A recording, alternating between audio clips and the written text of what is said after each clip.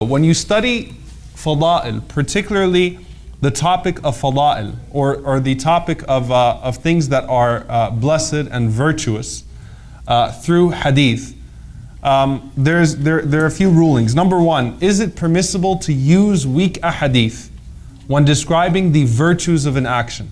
Is it permissible to use weak ahadith?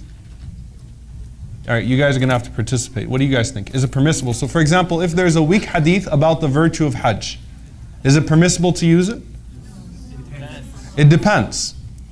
As long as there are two conditions. Number one, it's not extremely weak. So it's not fabricated. It doesn't fall into the category of mawdu' or munkar, something that is baseless or fabricated, or la'if jiddan, extremely weak. So that's number one, that it's a slightly weak hadith. And slightly weak would mean that there's a missing chain, but the narrators are still trustworthy. Other than that, maybe that one chain, that there's a slight weakness to it. And even if there is not such a small weakness to it, it's just still not an extremely weak hadith. That's number one. So the sanad of it, the chain of it, is not extremely weak.